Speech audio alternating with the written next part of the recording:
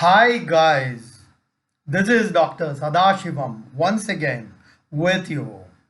In the past series of videos, we have talked about various aspects of emotional intelligence, intelligence quotients, and in the process, we have talked about various parts of the human brain and how each of those functions affect our human behavior as human beings.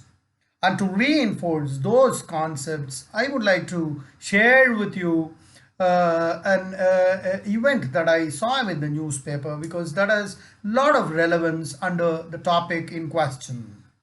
This is about two people who entered into an altercation. This is a case of a road rage where a small fight which started as an argument ended as a murder. All that happened in just a question of 2 or 3 minutes. And typically, when you analyzed this incident, it was a case of somebody overtaking some very closely, as a result of which, initially, both the parties expressed, disgust over a sign language, and they, stopped the cars. Both of them came out, and as it happens in most of the road rages, over a period of time, one guy took out a rod from his car and murdered the other person. By the time this guy was taken to the hospital, he was declared broad dead, right?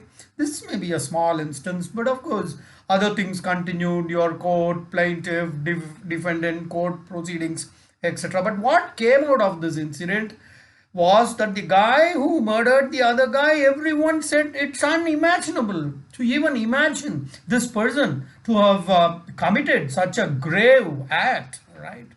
Typically, this was the point. His version was that the other person was very aggressive and the whole thing was done in an act of self defense, but that turns out everywhere. But that's not what is important. But what is more important is we have talked about the anatomy of the human brain, and today we are going to talk about emotional sentinel. We have talked a lot about thalamus, amygdala, neocortex, cortex, etc. And today we will once again reinforce the fact that amygdala has been given a very privileged position as part of the emotional sentinel. It hijacks the whole brain at times, guys. We all have sense organs. Any situation we see, they are perceived through our sense organs, eyes, ears.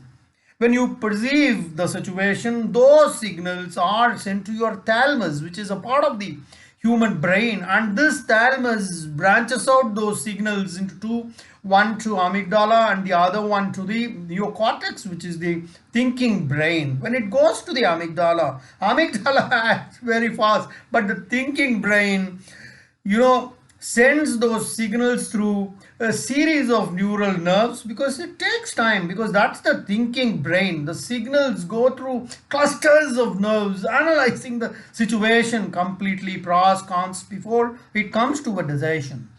But by the time this comes to a decision, the amygdala acts very, very fast, and that's called as hijacking of the brain. Now, coming to the theoretical foundation, Liddox was a great behavioral scientist who worked on it completely and has given lots and lots of researches. Of course, researches are for an academic purpose, but what is extremely important for us is how can we use the inferences from those researches in order to use that in our daily lives and become little more emotionally stable, right?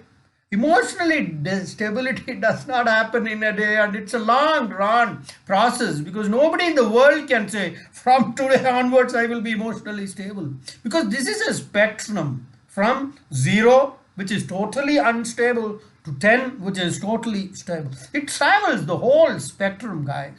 It may take decades, it may take 20, 30, 40 years. We really don't know.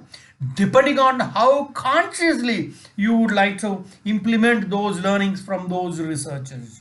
So this has clearly given us an overview in terms of how these things work, and in the ensuing videos, we will be coming up with more and more videos reinforcing these concepts. Okay guys, I hope you all liked this video, and bye bye. This is Dr. Sadasivam signing off till we come to the next series of remorse. Bye bye. Jai Hind.